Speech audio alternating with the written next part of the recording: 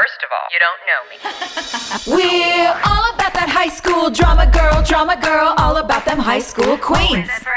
We'll take you for a ride in our comic girl, drama girl, cheering for the right team. Drama queens, smart girl, rough girl, fashion but you're tough girl. You could sit with us, girl. Drama queens, drama queens, drama queens, drama queens, drama queens. Hello, everyone. Guys, it's such an exciting episode today. It's season 8, episode 9, Between Amazing Grace and Raising Hell, which aired November 16th, 2010, our incredible Thanksgiving episode directed by Bethany Joy Lenz. Hello. Thank you very much. I freaking love this episode. Joy, do you want to tell our friends at home what it's about? Yes. This is the Thanksgiving episode of season 8. It is, it's the whole gang ends up at Nathan and Haley's house to spend Thanksgiving with their friends and non-friends and family and people they wish weren't family and all of the above. It's just the most fun. You crushed it. Oh. Thank you. And Nikki Sheffelbane wrote it. She did a great job too. Because this episode is such a special one. It's not even just the three of us who get to walk down memory lane. We have a friend coming to join us today. Producers, will you bring her in? Who could it be? Who could it be? Introduce her, Sophia. Dun, dun, dun, dun. I saw her face for a second. I saw her face. There She is. Friends, family, listeners, the myth, the legend, the icon, as Rob Buckley just said, the national treasure, Sharon Lawrence is here with us today. Woo! Welcome. I am so excited to see you all together. It's very rare that in my life I've been in the same room with all of you. As a matter of fact, I'm not even sure it's happened, even on One Tree Hill. No, Wow, on this true. episode, In this I believe episode, it did. Well, were you Briefly, though. yes, very, very, very briefly, but you must have been sitting at another Thanksgiving table because you had a wound. You were injured. Healing. You play football. He was injured. He was injured from being shot. Yes, I had been shot. Mm-hmm. And then Clay, I mean, we're jumping ahead, but when Clay and Quinn go home, when you think about the number of days, and Joy, I wonder if you remember how many days we were in the Nathan and Haley house to do Thanksgiving dinner, because obviously it was a lot of days. Yeah. Rob, you probably were there for 2 days. You probably had a real nice schedule on this episode. I had forgotten how the episode played out. And so when Quinn shows up and she's like, let's get out of here, I was like, oh, did I have a light episode? Hey. Is it just going to be one scene in the bedroom after this for me? And it was. It was. Congratulations, sir. Thank you, everyone. Thank you, line producer. Joy, you did such a good job with this episode. It was so fun to watch. It was so damn funny. Mm-hmm. Like, you had so many spinning plates. Like, this episode was jam-packed, but I want to start by just saying, like, you did an incredible job with it. Yes. Thank you so much. I loved getting this episode put on my plate. Pardon the pun. Thanksgiving plate. Okay, maybe it's not that good. I was really happy about this because, and I think maybe they knew I was the right director for it because I love props and I love choreography and the movement, the constant movement of things. And I was always really, I have a very natural inclination toward physical memory. So whatever I do in a scene, I can repeat. It's like it's in my body. So I can repeat the exact movements on the exact line, on the exact word. I have a weird like memory glitch with all that stuff. So I think maybe they gave it to me because they knew I could handle like all the different moving pieces, but it was not without its challenge. I mean, as natural as that came to me, it was a lot of fun. And there's so much to talk about with this episode, but I really want to say how excited I was, particularly to direct Sharon, because Sharon, I had never met you. I think I knew that you were in, but we didn't have any scenes together. And I was frothing at the bit because you are a legend. You've been in this industry. You've had such an incredible, illustrious career and continue to. Guys, Sharon is the reason why I have my manager, by the way, because there was a point of time, like a couple of years, and I just really wasn't working much. And I was like, you know who works more than anyone else I know? Sharon Lawrence. Who is representing her? That's wild. I took That's that so meeting, and now cool. we have the same manager. Yeah, she's amazing, and Sharon, you're just incredible. So I would love to know like how this job came to you and what was appealing about it for you and what brought you down to Wilmington. It was an offer, which is lovely. Really? And it was a character that I had started to begin to play, these sort of monster-in-laws, the polished pain in the ass. And for me, it was, I enjoyed those kinds of roles. I still do, because they typically are there in the show to change the temperature, to create another vibe. It's what I do on Joe Pickett, as a matter of fact. It's what I did on Dynasty.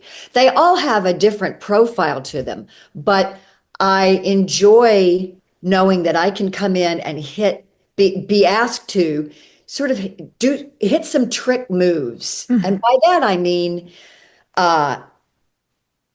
just change the temperature in whatever way it requires, whether it's someone who is mercurial or someone who can be many different things in a short period of time. Shift within a condensed period, so that you can't necessarily know if this person is one if you're going to be on their side or not. If you have an ambivalence about them, because they might be one note on the page, but I like to play what they call the blue notes, which are in jazz, it's what isn't, the notes that aren't there.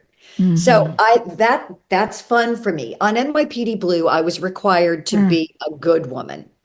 And it was great.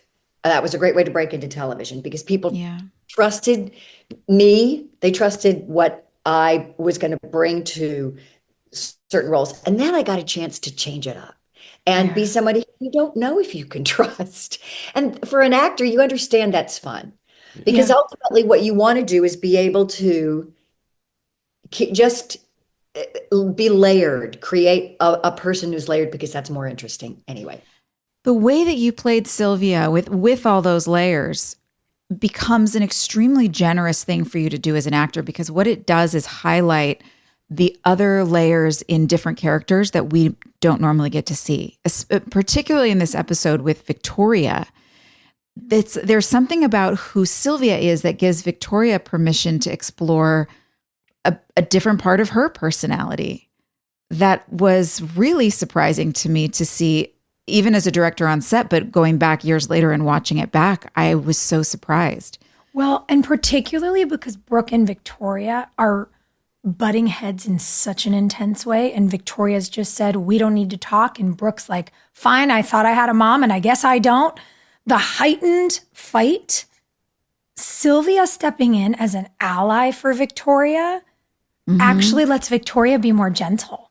Because instead of Brooke instead of us just screaming at each other, you give her a soft place to land. And so she softens.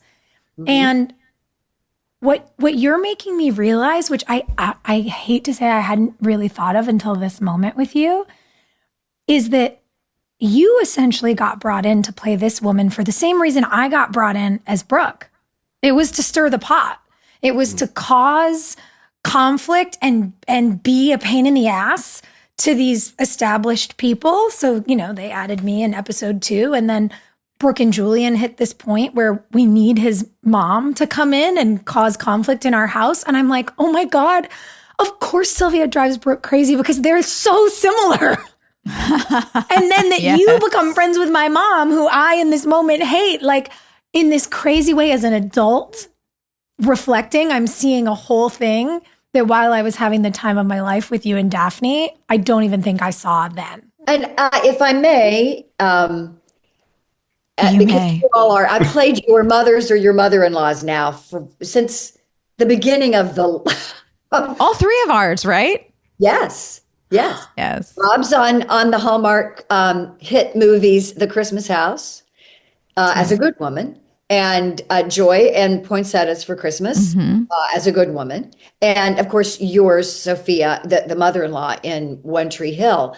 And what I think most people who I realize that they're watching your show, you all realize too that women your age are watching them as mothers. They were younger women when they watched, or younger people when they watched, and now Rob, as parents, they're watching.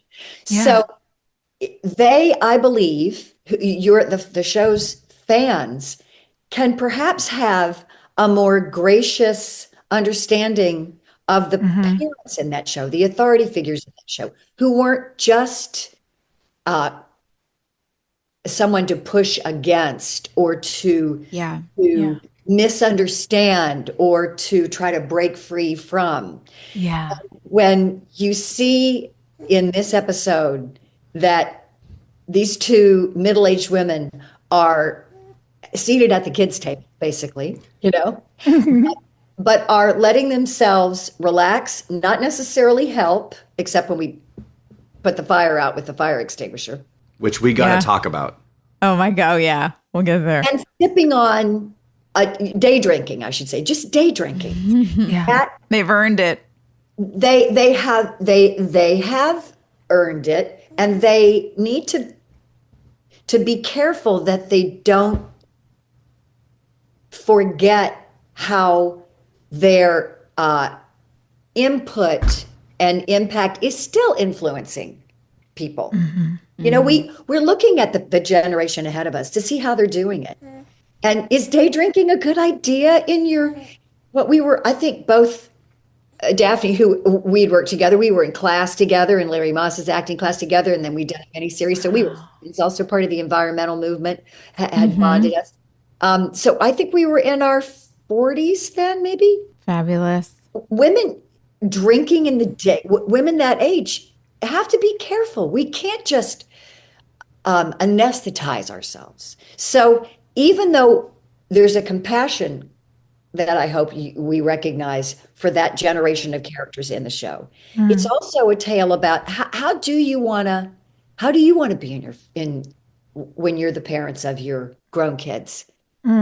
It's to your credit, and Daphne and a lot of the other adult actors on the show, I think in large part why the show is still resonating, because so many of the kids that were our age when we were airing are now in their adulthood enjoying the adult storylines, because they weren't just figures to push against, because you actually brought in all these extra layers that as an adult, I can really enjoy the adult storylines now more than I enjoy the kids' storylines even, because I can relate to it. And who can sit around in the afternoon and drink a glass of white wine? But it's Thanksgiving. Yeah. Sylvia had an alcohol problem. She did. Yeah, that's true. Yeah, that's real. Problem.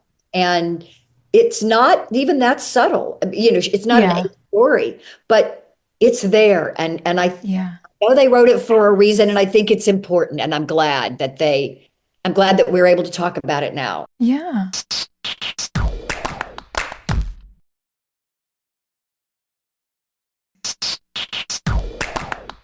One of the things that I think is interesting too is to see the sort of level of success in career and life of these two women, of Sylvia, of Victoria. Sylvia now, as I watch this back, would be my definition of a high functioning addict. She makes everything look great. And then you go like, is it? Or is she just having a moment because, she's finally got kids in their 20s and she can have drinks with the kids. And isn't that what parents, talk about when their kids are little? Like, won't it be crazy when I have a beer with my son someday kind of thing? And you did it in a way where you constantly, as an audience member, go, maybe it's a lot, maybe it isn't. Maybe she got overserved at the wedding expo, or maybe she wanted to. And it's a credit to the way you play her, and again to this sort of moment that we're all going, oh, we get things now that we didn't get then. Even when you and I have our moment at the door when Victoria leaves, and you say, I just want everyone to be happy. That resonates for me in a way that I don't think I could have seen it then, where despite whatever's gone on in the family or whatever's gone on in the chosen family, which is the friend group, and people are having a hard time, but they still really love each other and they're going to work it out and you're going to fight it out because you've done it for 20 years, whatever it is. Like, you might just have a really hard day and you might just want to have a really nice day where people don't fight and where we can put the differences aside and show up to the thing. And I think you just understand how long life is in your 40s in a way that you don't in your 20s. Mm-hmm. And I love that as much as Nikki wrote this incredibly poignant, hilarious episode that gave us all so much to do. And I mean, oh my God, for me and Joy, who both love a prop, to your point. Like, choreography, bubbling pots, glasses, flour. Oh my God, your physical comedy. I have so many notes about that. Like, my favorite thing to get to do. And then I got to do it with you. And I remember being in the kitchen and being like, and then we're going to come over here. And then we're going to come over here. Yeah. Like, it did feel like a dance show.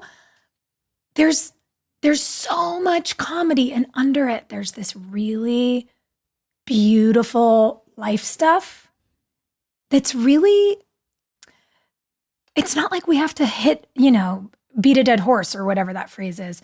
It just simmers through the whole episode. And I think you're right, Joy. I think it's why so many people in every phase of their lives feel seen by our show, because even for us, we made it and we're like, oh my God, I didn't see that then, but I see it now. Yeah, totally. It's cool.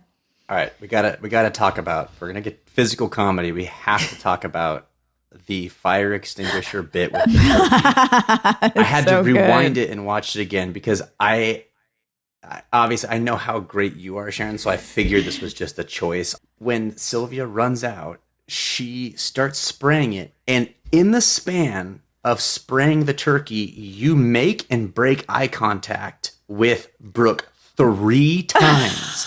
You counted. And it's so perfect because it's like you're still going and you're like, are you going to stop me? It's this weird thing because it goes on, to me, it felt like it went on too far. But the fact that you keep bringing attention back to Brooke was just so wonderfully awkward and fun. Like almost like you were, maybe, is she taking a little pleasure in it now? Because it feels like 3 seconds too far, you know? It felt like, this is what you want me to, this is not what you wanted. Oh, yeah. No.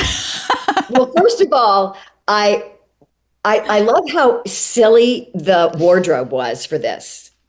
And I think that's part of what makes that she's already dressed before the turkey, already. Yeah. Ready to go. And wearing a shrug, by the way. You were wearing a shrug? Uh-huh. It's a little half sweater that, comes only to here, but covers up your arms. Yeah. It's a shrug. It's so 80s. I remember loving those in the 90s. Those were Fiona Apple's favorite. And a skirt. She's going someplace she hasn't been before, right? So she's very excited. She's overly excited, I think. And in heels, which changes the physicality of when you're doing something like that. You feel almost like a badass, but not quite. And I think that's what was showing up in that the fact that she's going to be the hero here. I am going to fix what Brooke is always going to break. I will always fix it, and I can do it wearing my silk blouse and heels. Yeah, and she's certainly not a cook, but she's been criticizing Brooke the whole time, right? With the apple pie. Justifiably so, though. Justifiably so with the apple tart. The apple pie. The delivery on that was so good. Is that an apple peel? Oh, that's interesting. I hope no one chokes. Okay, bye.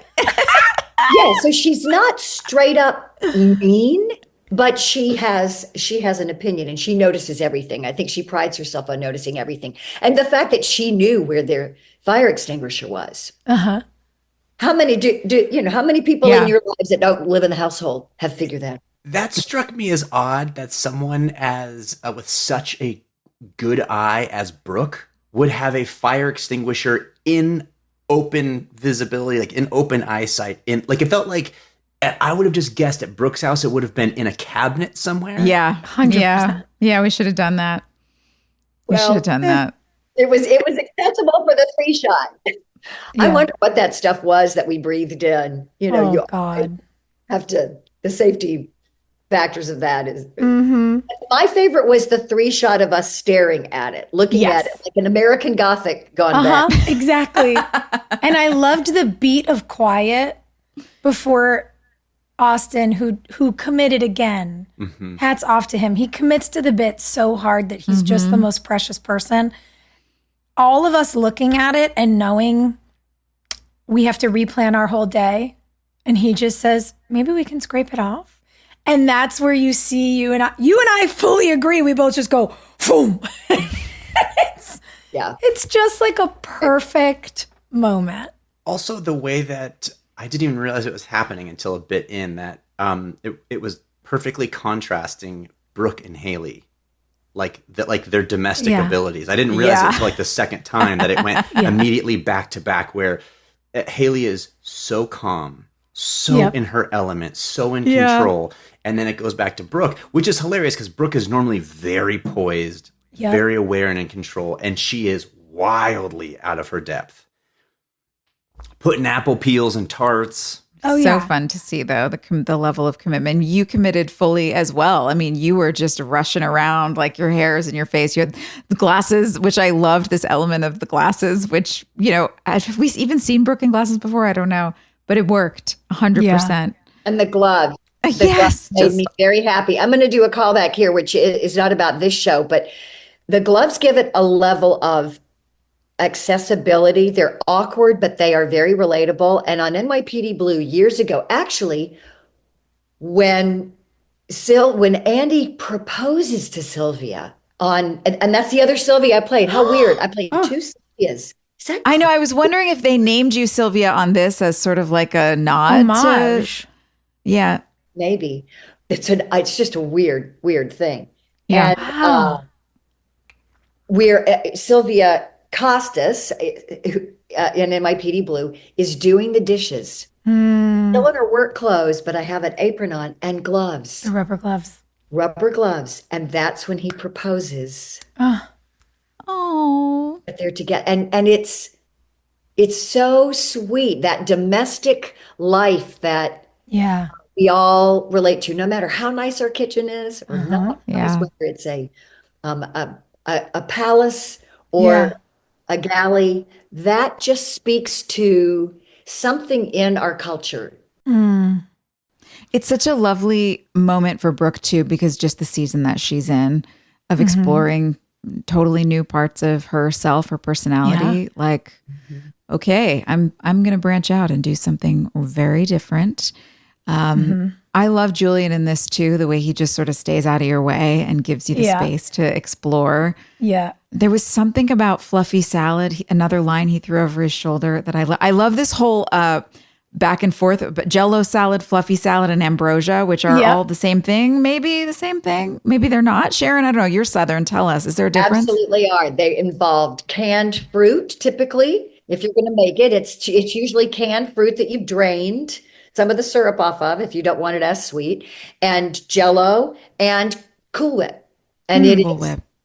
Another reason I said yes to the offer to do One Tree Hill is because I'm from North Carolina.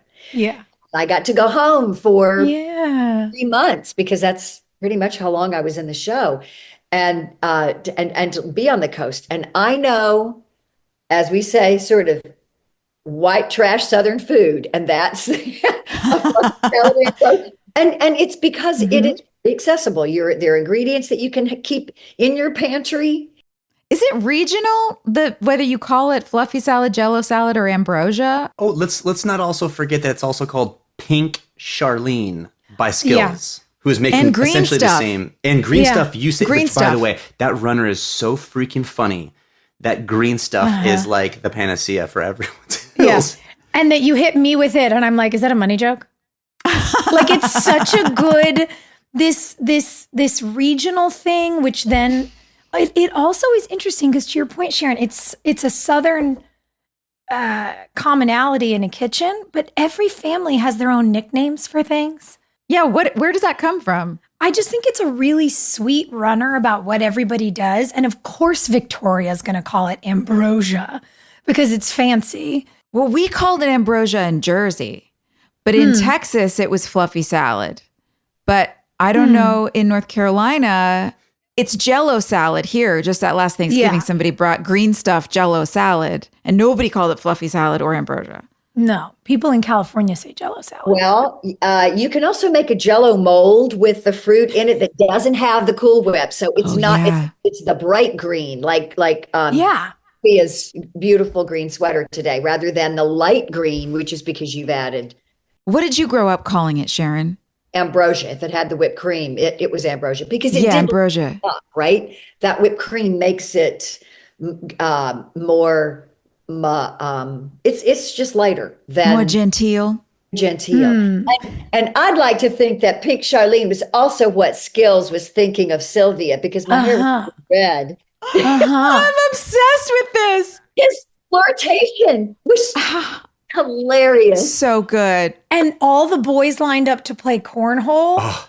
So when he walks in and sees you and you guys are throwing the looks and Julian's like, what? All the boys are like, oh yeah, he's done this before.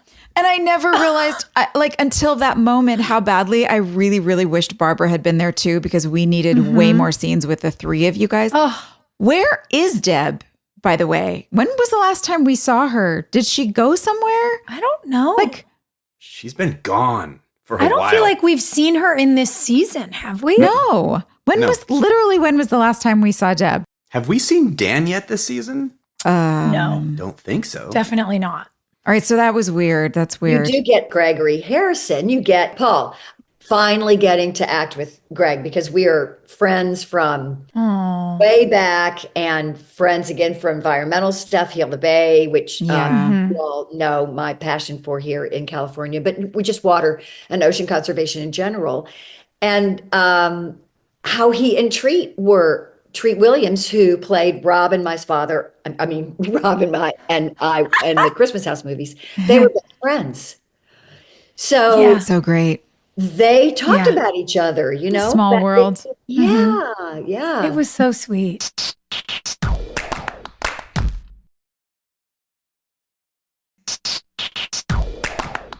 Do you guys want to go in order of the episode? Because the next stuff we have is like Chase. Yes, let's get into that, because I wanted to ask you about that. I got to say, I was surprised at how invested and entertained I was watching Chase be by himself in an empty bar, keeping himself entertained. Yep. He was so good. So I was curious, was that fun to shoot? I mean, did you just sort of let him rip? How was that? So fun. Yeah, it was so fun. A lot of this episode, what I prefer to do as an actor and what I hoped that you guys enjoyed was I'd like to just show up and say, like, where do you guys want to be? Like, tell me where you want to be in the room, and then we'll put lights up. And if something's going to really make life complicated, then I'll tell you. But otherwise, like, let's just do this a few times and see where everybody ends up. So with Steven, because it was just him, it was really fun to just be able to say, like, we have to make each moment here a little bit different. Yeah. So it's not just the same thing over and over. And obviously there was some written in, but he is so reliable as an actor to know that he's not going to do a shtick or a bit. He's not looking for the laugh. He's not a needy actor. So when the camera's on him, he's just in the moment and doing whatever he's feeling, and it all pops out to me. It was like, just put the camera on him and let him go. Mm-hmm. And he showed up. He turned up. The amount of dust on the bottle that he pulls down from that shelf was like somebody did drywall work on the ceiling of the bar, and it only fell on that bottle. One bottle. I don't know what happened. It was like he unearthed a relic in Indiana Jones in the Temple. It was like, it was the oldest it was a comedic amount of dust. And what's hilarious is you can see everything else around the bottle is perfectly clean. It was like he picked up a bottle from 1525. Yes. And brought it back. I mean, it was so much dust. It has to be my fault. I just don't know what I said. Like, maybe because I was watching on the monitor and the monitor is so small, and I was like, I can't see the dust. This is what I feel like probably happened, is that I was like, I can't see the dust. Can we add more? And I just didn't understand that I was going to see a lot more. Right, because now we're watching it all in the updated 4K, and you're like, oh. Oh, goodness. It has to be my fault. Oh, God. The DP Peter Kowalski, he didn't stop you? He might have tried. I also might have just been like, no, like She's I really wanted to, unstoppable. Pete's also so sincere and supportive that, if I had been excited about this thing with the dust, he might have just been like, just give her more dust, whatever. Let her Who have cares? You're right. Honestly, I kind of loved it. It gave me that that vibe of like an extinct spirit, something that was really important. And to your point, watching Steven is so fun. And it gave me, when you look at your friends and you have those sort of out of body moments where you're like, God, I'm so proud. And I don't mean that to be annoying. I'm not like your mom. But I remember how nervous Steven was when we first started working together in the Clean Teen storyline. Yes. I mean, there were things that terrified him. And he was such a sweet addition to our little crew. And, we all had the best time together. And I had this weird out-of-body experience when he committed to that turkey walk and gobble in this sequence. And I was like, look at this kid. He's so in his body. He's so at ease. He's leaning into every joke and just being free. And I was like, God, this is so cool. Like, we literally grew up together. Yeah. I just love it. He learned so much and he grew so much. And it was really fun to watch him in this episode. That vocal gobble that he did. With Tim McKinney standing behind him. Beyond.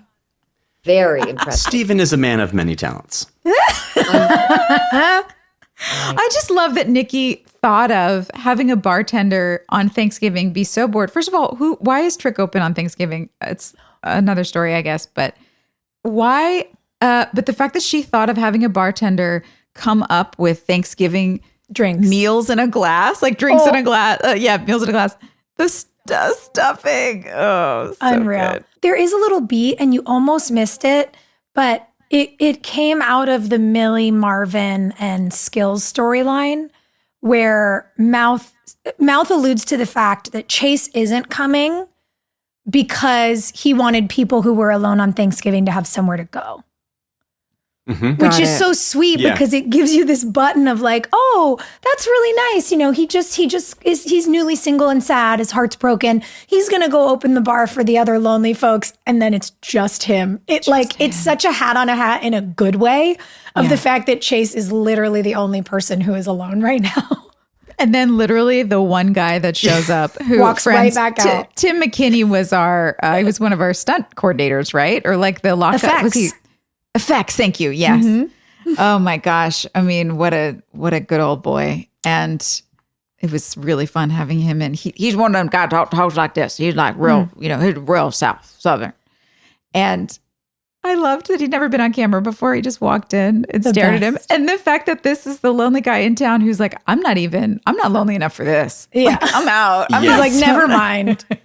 I also, fun fact about Tim, just the sweetest man who was the one who taught us all about every sort of North Carolina wildlife, from like the weird, the weird insects to like the things you wanted to avoid in the water. He just was an encyclopedia of the local natural world. And Tim is the person who back then made me know that someday I wanted to become a beekeeper, because Timmy used to bring his honey into work.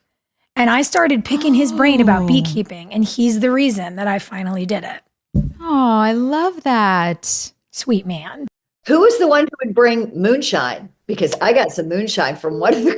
Oh yeah, no, we're not allowed to say. Scratch that. I still have 2 jars left, Sharon. Still. What? Oh, and people ask, they're like, can I? And I'm like, don't touch it. Don't touch it. I'm hoarding the last of the supply. I like imagining the next time something so special and big happens in your life and everyone's sending you really expensive champagne and fine wines and like 40-year-old whiskeys. And they're like, what are you going to open? And you're like, I have a mason jar in my garage with some moonshine that I've been saving. Peach moonshine. Is it in the LeBlue bottles? Like the little, it's literally little water bottles? I have 2 of the small size mason jars with the screw tops left. And one's blueberry and one's peach. I got that much. I was only there for a few months, but I feel like it came it was glass, thank God. Whatever it was glass. He knew to do that. Yeah. Something that I want to mention when you're talking about the natural world. Yeah. One of the things that gave me such joy watching it again and made me remember about it, because I've had a recent experience with it, that beautiful coastline, that intercoastal waterway, football game happens. That location. That exterior. Yeah. Piers and breathtaking. The trees with the moss on them. And what time of year did we film it? Was it the fall? Or was that? I feel like it was, like late, like summer was headed out. I don't remember us being exceedingly warm that day. The weather was perfect. It couldn't have been better. Oh, yeah. Victoria turned around when she was leaving prison, and there were beautiful trees in there, all the foliage behind her. Yeah. Yes. Well, if you think about it, we started shooting in July.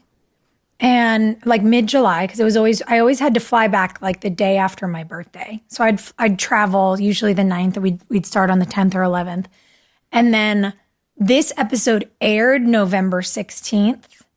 So, every week we got closer and closer to the air dates because we'd start airing in September. So I would think we filmed this mid-September, early October. And kudos to you, Joy, because that house and that property, Nathan and Haley's house, was so stunning. And I feel like it was criminally underutilized. It was like we would get as far as the pool and never any farther. And I love that you did the Steadicam walk and talk of Nathan and Haley, where I believe they end up walking out onto the dock. So you really get the full scope of how big and beautiful that yard is. Yeah. Oh, thanks.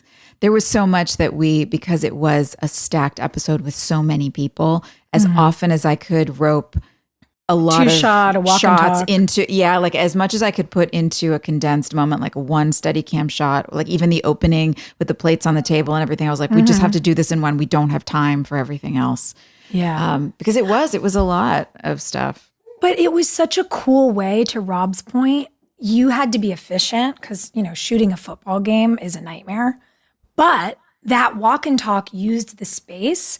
And one of the kind of gags of, a show like ours, Nathan and Haley's house, including the pool for our friends at home, was built on stage. Yeah. So often when we filmed on their patio, you never saw the yard because we weren't there. We had to rent that house and move the family out into a hotel every time we filmed there. So the fact that we had probably, 4 or 5 days outside meant we actually got to see it. And it really is, to your point, Sharon, it's so breathtaking. And that golden light that starts in the fall and the water behind everyone. I mean, there's a shot on Kate Vogel and, her and Jana are fighting as Mia and Alex. And I know I'm supposed to be caught up in the drama. And I'm just like, wow, look at the water behind her. She looks gorgeous. look at the lawn. And I was like, oh my God, stop doing that. Rewind and watch the scene. But I got lost in it.